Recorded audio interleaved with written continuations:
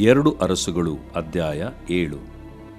ಆಗ ಎಲೀಷನು ಅವನಿಗೆ, ಯೆಹೋವನ ವಾಕ್ಯವನ್ನು ಕೇಳು.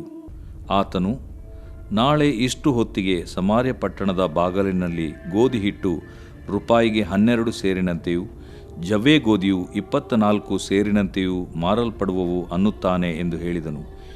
ಇದನ್ನು ಕೇಳಿ ಅರಸನ ಹಸ್ತಕನಾದ ಸರದಾರನು ದೇವರ ಮನುಷ್ಯನಿಗೆ, ಯೆಹೋವನು ಆಕಾಶದಲ್ಲಿ ದ್ವಾರಗಳನ್ನು ಮಾಡಿದರೂ ಇದು ಸಂಭವಿಸಲಾರದು ಅನ್ನಲು ಎಲೀಷನು ಅವನಿಗೆ, ಅದು ಸಂಭವಿಸುವುದನ್ನು ನೀನು ಕಣ್ಣಾರೆ ಕಾಣುವಿ, ಆದರೆ ಅದನ್ನು ಅನುಭವಿಸುವುದಿಲ್ಲ ಎಂದು ಹೇಳಿದನು.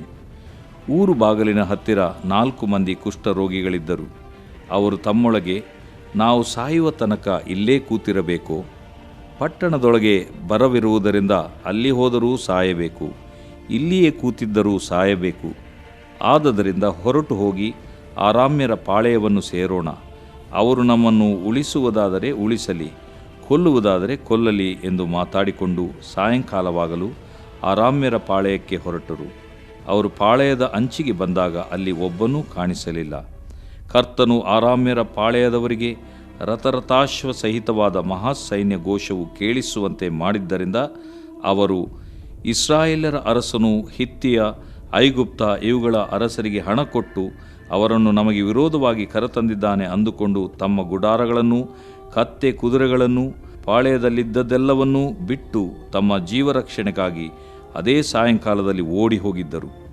ಆ ಕುಷ್ಠರೋಗಿಗಳು ಪಾಳೆಯದ ಅಂಚಿಗೆ ಬಂದಾಗ ಮೊದಲನೆಯ ಡೇರೆಯನ್ನು ಹೊಕ್ಕು ಉಂಡು ಕುಡಿದು ಅದರಲ್ಲಿದ್ದ ಬೆಳ್ಳಿ ಬಂಗಾರವನ್ನು, ಬಟ್ಟೆಗಳನ್ನು ತೆಗೆದುಕೊಂಡು ಅಡಗಿಸಿಟ್ಟರು. ಇನ್ನೊಂದು ಡೇರೆಯನ್ನು ಹೊಕ್ಕು ಅಲ್ಲಿಂದಲೂ ತೆಗೆದುಕೊಂಡು ಅಡಗಿಸಿಟ್ಟರು. ಅನಂತರ ಅವರು, ಇದು ಶುಭವಾರ್ತೆಯ ದಿವಸವಾಗಿದೆ, ನಾವಿದನ್ನು ಪ್ರಕಟಿಸದಿರುವುದು ಒಳ್ಳೆಯದಲ್ಲ. ಬೆಳಗಾಗುವವರೆಗೆ ತಡ ಮಾಡಿದರೆ ಶಿಕ್ಷೆಗೆ ಪಾತ್ರರಾದೆವು. ಆದದರಿಂದ ಹೋಗಿ ಅರಮನೆಯವರಿಗೆ ಈ ಸಂಗತಿಯನ್ನು ತಿಳಿಸೋಣ ಎಂದು ಮಾತಾಡಿಕೊಂಡು ಅಲ್ಲಿಂದ ಹೊರಟು ಊರು ಬಾಗಿಲಿಗೆ ಬಂದು ಕಾಯುವವರಿಗೆ, ನಾವು ಆರಾಮ್ಯರ ಪಾಳೆಯಕ್ಕೆ ಹೋಗಿದ್ದೆವು, ಅಲ್ಲಿ ನಮಗೆ ಯಾರೂ ಕಾಣಿಸಲಿಲ್ಲ, ಮನುಷ್ಯ ಶಬ್ದವೇ ಕೇಳಿಸಲಿಲ್ಲ.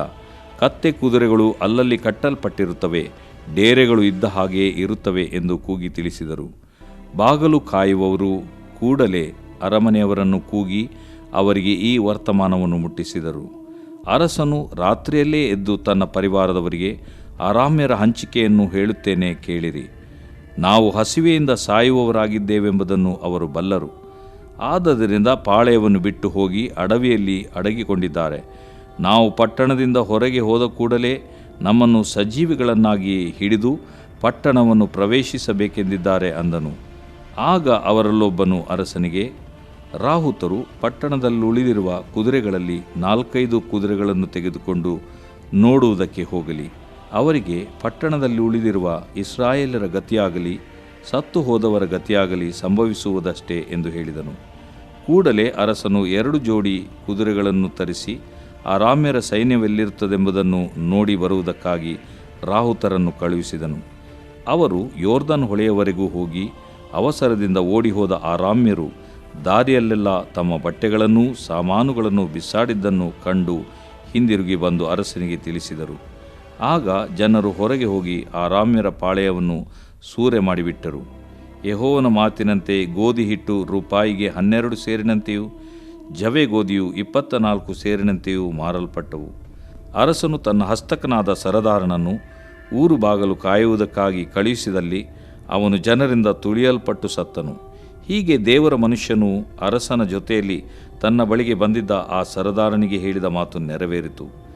ಅವನು ಅರಸನಿಗೆ, ನಾಳೆ ಇಷ್ಟು ಹೊತ್ತಿಗೆ ಸಮಾರ್ಯ ಪಟ್ಟಣದ ಬಾಗಿಲಿನಲ್ಲಿ ಜವೆ ಗೋಧಿಯು ರೂಪಾಯಿಗೆ 24 ಸೇರಿನಂತೆಯೂ ಗೋಧಿ ಹಿಟ್ಟು 12 ಸೇರಿನಂತೆಯೂ ಮಾರಲ್ಪಡುವವು ಎಂದು ಹೇಳಿದಾಗ ಆ ಸರದಾರನು, ಯೆಹೋವನು ಆಕಾಶದಲ್ಲಿ ದ್ವಾರಗಳನ್ನು ಮಾಡಿದರೂ ಇದು ಸಂಭವಿಸಲಾರದು ಅಂದದರಿಂದ ದೇವರ ಮನುಷ್ಯನು ಅವನಿಗೆ, ನೀನು ಅದನ್ನು ಕಣ್ಣಾರೆ ಕಾಣುವಿ, ಆದರೆ ಅನುಭವಿಸುವುದಿಲ್ಲ ಎಂದು ನುಡಿದಿದ್ದನು.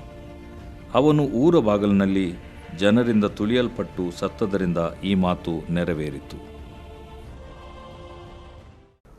ದೇವರು ಪ್ರೀತಿಸುವ ಪ್ರೀತಿಯ ಬಿಗ್ ಜೆ ಟಿವಿ ಪ್ರಿಯ ವೀಕ್ಷಕರಿಗೆ ನಮ್ಮ ಕರ್ತನಾದ ಯೇಸು ಕ್ರಿಸ್ತನ ಹೆಸರಿನಲ್ಲಿ ನಿಮ್ಮನ್ನು ವಂದಿಸಿ ಸ್ವಾಗತ ಬಯಸುತ್ತಿದ್ದೇವೆ. ಬನ್ನಿರಿ, ಇಂದು ನಾವು ಒಟ್ಟಾಗಿ ದೇವರ ನಿತ್ಯವಾದ ಅಮೂಲ್ಯವಾದ ಜೀವಕರವಾದ ವಾಕ್ಯವನ್ನು ಒಟ್ಟಾಗಿ ಸೇರಿ ಅಧ್ಯಯನ ಮಾಡಿಕೊಳ್ಳೋಣ.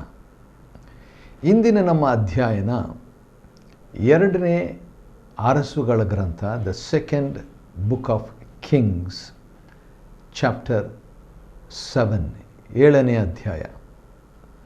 6ನೇ ಅಧ್ಯಾಯದಲ್ಲಿ ನಡೆದಂಥ ಘಟನೆ ಬಹಳ ಬಹಳ ಆಶ್ಚರ್ಯವಾದದ್ದು ಮತ್ತು ಒಂದು ಕೊಡಲಿ ಕಾವು ತಪ್ಪಿ ನೀರಿನಲ್ಲಿ ಬಿದ್ದು ಹೋಗಿದ್ದು ಮತ್ತೆ ಹೇಗೆ ಅದನ್ನು ತೆಗಿಲಿಕ್ಕೆ ಸಾಧ್ಯ? ದೇವರ ಮನುಷ್ಯನು ಒಂದು ಚಿಕ್ಕ ಕಟ್ಟಿಗೆಯನ್ನು ಕಡಿದು ಆ ನೀರಲ್ಲಿ ಹಾಕಲು ಬಿದ್ದು ಹೋದಂಥ ಕೊಡಲಿ ತೇಲಾಡ್ತಾ ಇದೆ. ಕಬ್ಬಿಣ ನೀರಲ್ಲಿ ತೇಲಾಡ್ತದ?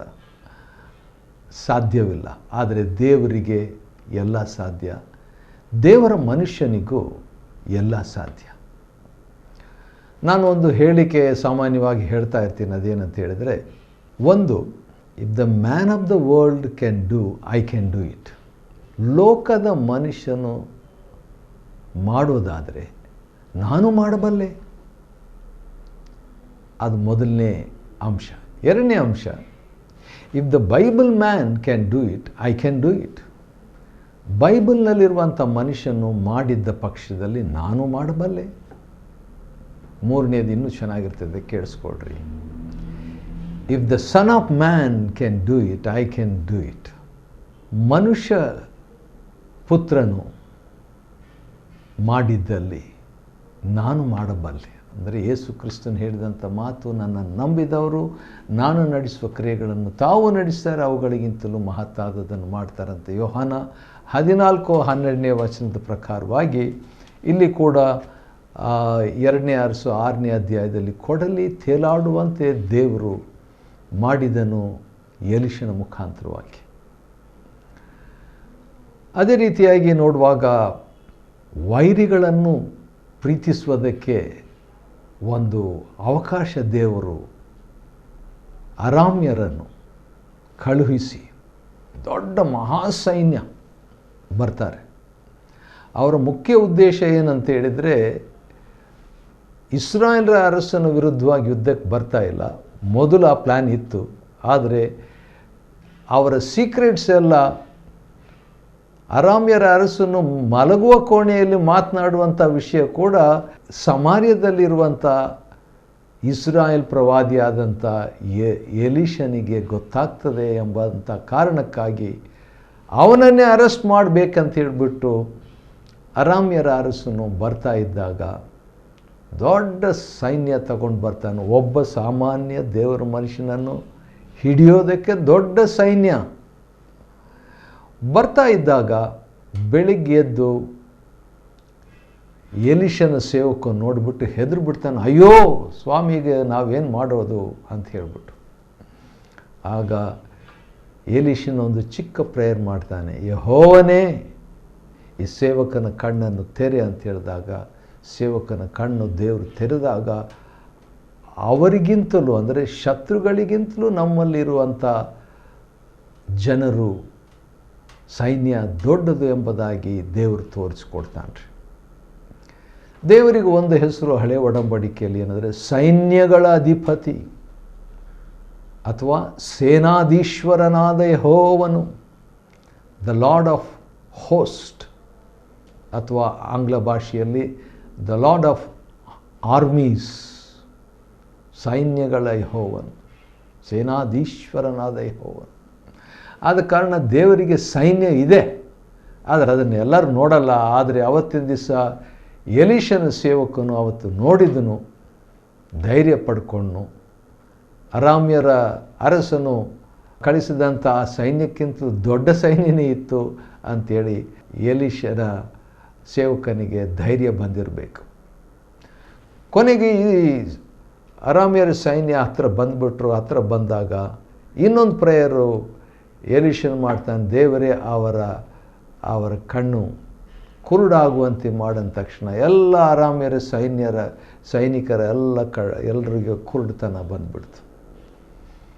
ದೇವರು ಅವರಿಗೆ ಅಂಥ ಒಂದು ಅನುಭವಕ್ಕೆ ನಡೆಸಿದಾಗ ಏನಾಯಿತು, ಇದೇ ಚಾನ್ಸ್ ಅಂತ ಹೇಳ್ಬಿಟ್ಟು ಇಸ್ರಾಯೇಲ್ ಅರಸನು ಇವ್ರನ್ನೆಲ್ಲ ಕೊಂದುಬಿಡ್ಲಾ ಅಂತ ಹೇಳ್ತಾನೆ.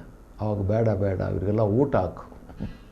ದೊಡ್ಡ ಔತಣ ಮಾಡಿಬಿಟ್ಟು ಬಂದಂಥ ವೈರಿಗಳಿಗೆ, ಶತ್ರುಗಳಿಗೆ ದೊಡ್ಡ ಊಟ ಅನ್ನಪಾನಗಳನ್ನು ಕೊಟ್ಟು ಅವರಿಗೆ ಸಮಾಧಾನವಾಗಿ ಕಳಿಸ್ಬಿಟ್ರು. ಮತ್ತೆ ಅವರು ಹಿಂದಿರುಗಿ ಯುದ್ಧಕ್ಕೆ ಬರಲೇ ಇಲ್ಲ.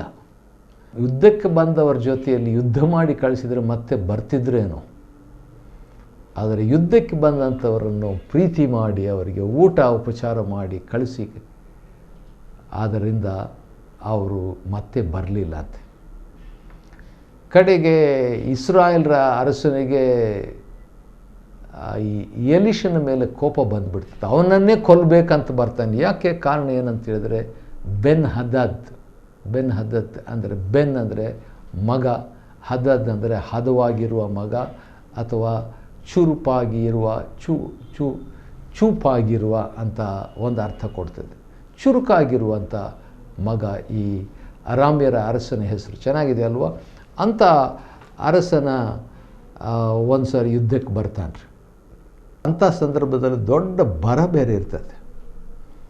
ಆದ ಕಾರಣ ಏನು ಮಾಡಬೇಕು ಎಂಬುದಾಗಿ ತಿಳಿಯದೇ ಇದ್ದಾಗ ಏನು ನಡೀತದೆ ಮುಂದೆ ನೋಡೋಣ್ರಿ. ಎಲೀಷನು ಇಸ್ರಾಯೇಲ್ ಅರಸನಿಗೆ, ಯೆಹೋವನ ವಾಕ್ಯವನ್ನು ಕೇಳು, ಆತನು ನಾಳೆ ಇಷ್ಟು ಹೊತ್ತಿಗೆ ಸಮಾರ್ಯ ಪಟ್ಟಣದ ಬಾಗಿಲಲ್ಲಿ ಗೋಧಿ ಹಿಟ್ಟು ರೂಪಾಯಿಗೆ 12 ಸೇರು, 24 ಸೇರು ಜವ ಗೋಧಿ.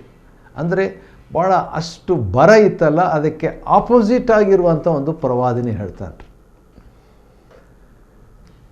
ನಾಳೆ ಇಷ್ಟೊತ್ತಿಗೆ ಈ ಬರ ಹೋಗ್ಬಿಡ್ತದೆ. ಅದರ ಅರ್ಥ ಏನಂತ ಹೇಳಿದ್ರೆ, ನಾಳೆ ಇಷ್ಟೊತ್ತಿಗೆ ಬರ ಇರೋದಿಲ್ಲ, ಅದರ ಬದಲು ಸಮೃದ್ಧಿ ಇರ್ತದೆ ಅಂತ ಹೇಳ್ಬಿಟ್ಟು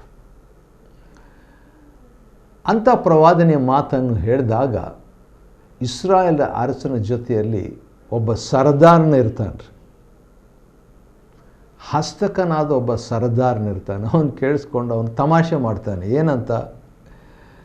ಅರಸನ ಹಸ್ತಕನಾದ ಸರದಾರನ ಏನು ಹೇಳ್ತಾನೆ? ಯಾರಿಗೆ? ದೇವ ಮನುಷ್ಯನಿಗೆ, ಅಂದರೆ ಎಲೀಷನಿಗೆ ಹೇಳ್ತಾನೆ, ಯೆಹೋವನು ಆಕಾಶದಲ್ಲಿ ದ್ವಾರಗಳನ್ನು ಮಾಡಿದರೂ ಇದು ಸಂಭವಿಸಲಾರದು. ದೇವರು ಯೆಹೋವನೇ, ಎಲೀಷನು ಮಾತಾಡಿದಾಗ ಯೆಹೋವನೇ ಈ ರೀತಿಯಾಗಿ ಹೇಳ್ತಿದ್ದಾನಂತ. ಆದರೆ ಈ ಇಸ್ರಾಯೇಲ್ರ ಅರಸನ ಸರದಾರನ ಏನು ಹೇಳ್ತಾನೆ?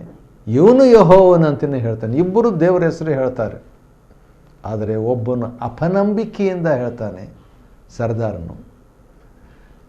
ಎಲೀಷನು ನಂಬಿಕೆಯಿಂದ ಪ್ರವಾದಿಸ್ತಾನೆ. ನನಗಿಷ್ಟವಾದಂಥ ಒಂದು ವಾಕ್ಯ 2ನೇ ಕೊರಿಂಥ 4ನೇ ಅಧ್ಯಾಯದಲ್ಲಿ ಇರುವಂಥ ಒಂದು ವಾಕ್ಯ ನಾನು ಓದಲಿಕ್ಕೆ ಇಷ್ಟಪಡ್ತೇನೆ. 2ನೇ ಕೊರಿಂಥ 4ನೇ ಅಧ್ಯಾಯದಲ್ಲಿ ಪೌಲನು ಹಳೆ ಒಡಂಬಡಿಕೆಯ ಒಂದು ವಾಕ್ಯವನ್ನು ಹೊಸ ಒಡಂಬಡಿಕೆಯಲ್ಲಿ ಉಲ್ಲೇಖಿಸ್ತಾನೆ. ಅದು ಏನಂತ ಹೇಳ್ಬಿಟ್ಟು ನಾವು ನೋಡಿಕೊಳ್ಳೋಣ. 4 ಮತ್ತು 13ನೇ ವಚನ ಭಾಳ ಚಿಕ್ಕದಾಗಿ, ಚೊಕ್ಕದಾಗಿ, ಸಿಂಪಲಾಗಿ, ಸರಳವಾಗಿದೆ. 2ನೇ ಕೊರಿಂಥ 4:13, ನಂಬಿದೆನೋ ಆದುದರಿಂದ ಮಾತಾಡಿದೆನು. ಇನ್ನೊಂದು ಸರಿ ಓದ್ತೀನಿ. ನಂಬಿದೆನು ಆದುದರಿಂದ ಮಾತಾಡಿದೆನು. I believed therefore I speak. ನಂಬಿದರೆ ಮಾತಾಡಬೇಕು.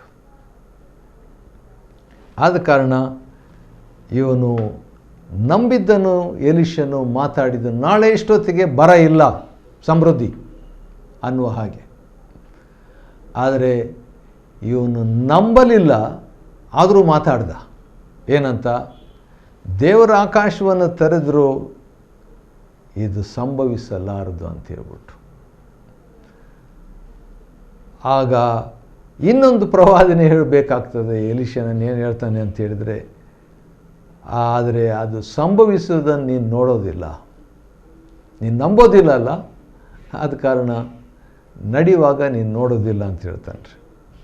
ಅಷ್ಟರೊಳಗೆ ಏನಾಗ್ತದೆ, ದೇವರು ಒಂದು ಭಾಳ ಅದ್ಭುತವಾದಂಥ ರೀತಿಯಲ್ಲಿ ಒಂದು ದೊಡ್ಡ ಮಹಾಸೈನ್ಯದ ಘೋಷ ಕೇಳಿಸುವಂತೆ ಮಾಡಿದ್ದರಿಂದ ವೈರಿಗಳೆಲ್ಲರೂ, ಅಂದರೆ ಅರಾಮ್ಯರೆಲ್ಲರೂ ಓಡೋಗ್ಬಿಡ್ತಾರೆ.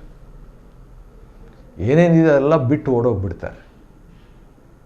ಇದನ್ನು ಇಬ್ಬರು ಕುಷ್ಠರೋಗಿಗಳು, ಹೇಗೋ ಬರ ಇದೆ ನಮ್ಮ ದೇಶದಲ್ಲಿ, ಆದ ಕಾರಣ ಇಲ್ಲಿ ಸಾಯೋ ಬದಲು ನಾವು ವೈರಿಗಳ ಹತ್ರ ಹೋಗ್ಬಿಟ್ಟು ಅಲ್ಲಿ ಏನಾದರೂ ಸಿಗ್ತದ ನೋಡೋಣ, ಸಿಕ್ಕಿದರೆ ಸರಿ ಚಾನ್ಸು, ಸಿಗದಿದ್ದರೆ ಸತ್ತೋಗೋಣ ಅನ್ನೋ ರೀತಿಯಲ್ಲಿ ಇಬ್ಬರು ಕುಷ್ಠರೋಗಿಗಳು ಮಾತಾಡ್ಕೊಂಡು ಬಂದು ನೋಡ್ತಾರೆ. ಎಲ್ಲ ಕಡೆ ರಾಶಿ ರಾಶಿ ರಾಶಿಗಳಾಗಿ ಬೆಳ್ಳಿ, ಬಂಗಾರ, ಊಟ ಇತ್ಯಾದಿ ಇರುವಂಥದ್ದನ್ನು ನೋಡಿಬಿಟ್ಟು ಇವರು ಹಿಂದಿರುಗಿ ಬಂದು ರಿಪೋರ್ಟ್ ಮಾಡ್ತಾರೆ. ರಿಪೋರ್ಟ್ ಮಾಡಿದಾಗ ಇದನ್ನು ಇಸ್ರಾಯೇಲ್ರ ಅರಸನು ನಂಬೋದಿಲ್ಲ.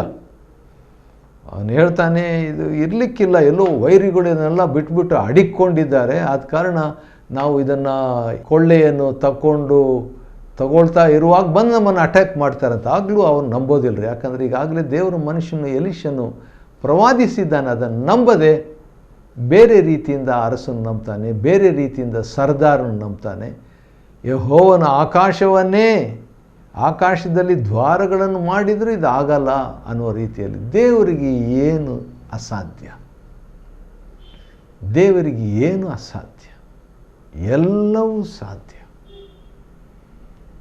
ಎಲ್ ಶಡಾಯ್ ಆಗಿದ್ದಾನೆ, ಆತನು ಸರ್ವಶಕ್ತನಾದ ದೇವರಾಗಿದ್ದಾನೆ, ಬಹು ಅವಶ್ಯಕತೆಗಳನ್ನು ಒದಗಿಸುವ ದೇವರಾಗಿದ್ದಾನೆ.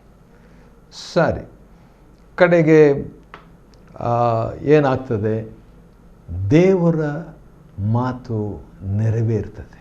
ಎಲೀಷನು ಪ್ರವಾದನೆ 24 ತಾಸು ಒಳಗೆ ನೆರವೇರ್ತದೆ. ನಾಳೆ ಇಷ್ಟೊತ್ತಿಗೆ ಸಮಾರ್ಯ ಪಟ್ಟಣದ ಬಾಗಿಲಲ್ಲಿ ಗೋಧಿ ಹಿಟ್ಟನ್ನು ರೂಪಾಯಿಗೆ 12 ಸೇರು ಮಾರಾಟ ಮಾಡ್ತಾರೆ. ಜವಗೋಧಿ 24 ಸೇರಿನಂತೆ ಮಾರಾಟವಾಗ್ತದೆ ಎಂಬುದಾಗಿ ದೇವರ ಪ್ರವಾದನೆ, ಆ ಮಾತಿನ ಪ್ರಕಾರವಾಗಿ ಸಮಾರ್ಯದಲ್ಲಿ 1 ರೂಪಾಯಿಗೆ 12 ಸೇರು ಗೋಧಿ ಹಿಟ್ಟು.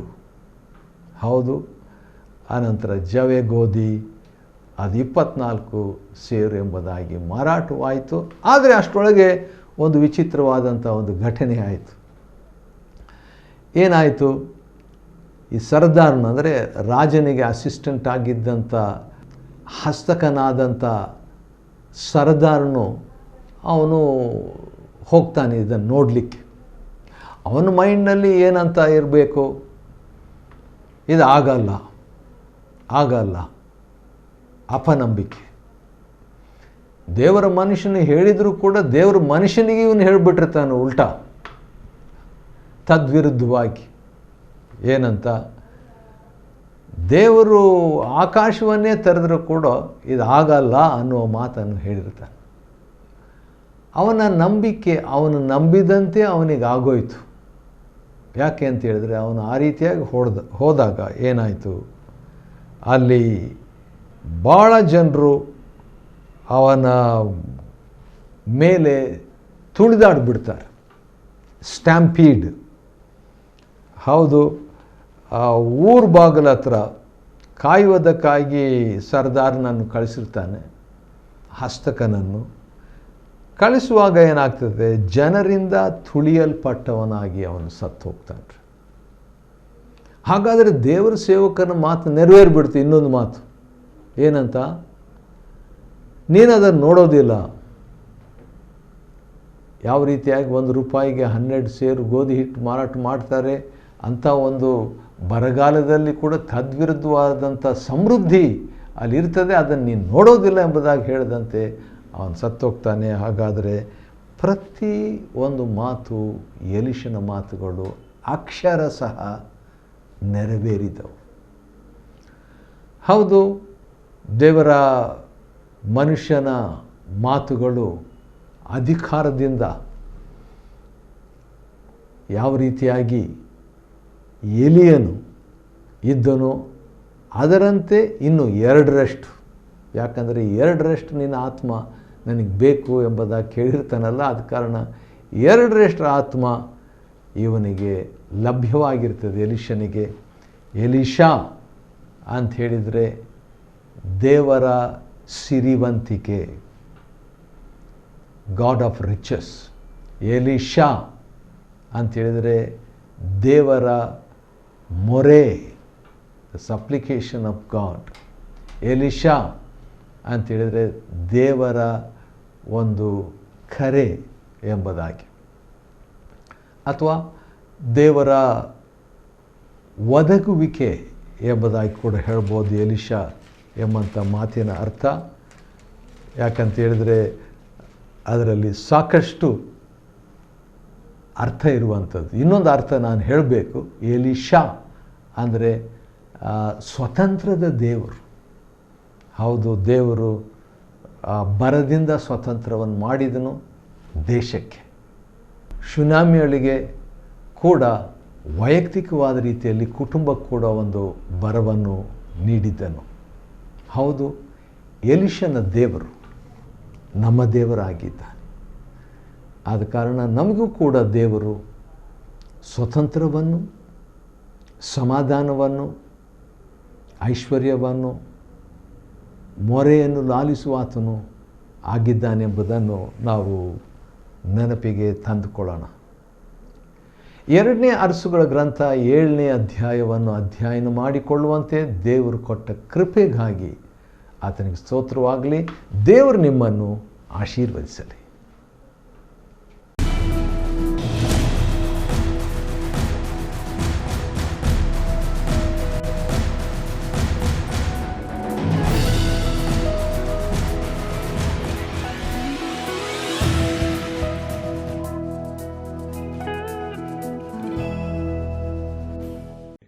Chapter 7. Then Elisha said, Hear ye the word of the Lord. Thus saith the Lord, Tomorrow about this time shall a measure of fine flour be sold for a shekel, and 2 measures of barley for a shekel in the gate of Samaria. Then a Lord, on whose hand the king leaned, answered the man of God, and said, Behold, if the Lord would make windows in heaven, might this thing be? And he said, Behold, thou shalt see it with thine eyes, but shalt not eat thereof. And there were 4 leprous men at the entering in of the gate, and they said one to another, Why sit we here until we die? If we say, We will enter into the city, then the famine is in the city, and we shall die there. And if we sit still here, we die also. Now therefore come, and let us fall unto the host of the Syrians. If they save us alive, we shall live, and if they kill us, we shall but die. And they rose up in the twilight to go unto the camp of the Syrians. And when they were come to the uttermost part of the camp of Syria, behold, there was no man there. For the Lord had made the host of the Syrians to hear a noise of chariots, and a noise of horses, even the noise of a great host. And they said one to another, Lo, the king of Israel hath hired against us the king of the Hittites, and the kings of the Egyptians to come upon us. Wherefore they arose and fled in the twilight, and left their tents, and their horses, and their asses, even the camp as it was, and fled for their life. And when these lepers came to the uttermost part of the camp, they went into one tent, and did eat and drink, and carried thence silver and gold and raiment, and went and hid it, and came again and entered into another tent, and carried thence also, and went and hid it. Then they said one to another, We do not well. This day is a day of good tidings, and we hold our peace. If we tarry till the morning light, some mischief will come upon us. Now therefore come, that we may go and tell the king's household. So they came and called upon the porter of the city, and they told them, saying, We came to the camp of the Syrians, and behold, there was no man there, neither voice of man, but horses tied, and asses tied, and the tents as they were. And he called the porters, and they told it to the king's house within. And the king arose in the night, and said unto his servants, I will now shew you what the Syrians have done to us. They know that we be hungry, therefore are they gone out of the camp to hide themselves in the field, saying, When they come out of the city, we shall catch them alive, and get into the city. And one of his servants answered and said, Let some take, I pray thee, 5 of the horses that remain, which are left in the city. Behold, they are as all the multitude of Israel that are left in it. Behold, I say, they are even as all the multitude of the Israelites that are consumed. And let us send and see. They took therefore 2 chariot horses, and the king sent after the host of the Syrians, saying, Go and see. And they went after them unto Jordan, and lo, all the way was full of garments and vessels, which the Syrians had cast away in their haste. And the messengers returned and told the king. And the people went out, and spoiled the tents of the Syrians. So a measure of fine flour was sold for a shekel, and 2 measures of barley for a shekel, according to the word of the Lord. And the king appointed the Lord, on whose hand he leaned, to have the charge of the gate. And the people trode upon him in the gate, and he died, as the man of God had said, who spake when the king came down to him. And it came to pass, as the man of God had spoken to the king, saying, 2 measures of barley for a shekel, and a measure of fine flour for a shekel, shall be tomorrow about this time in the gate of Samaria. And that Lord answered the man of God, and said, Now behold, if the Lord should make windows in heaven, might such a thing be? And he said, Behold, thou shalt see it with thine eyes, but shalt not eat thereof. And so it fell out unto him, for the people trode upon him in the gate, and he died.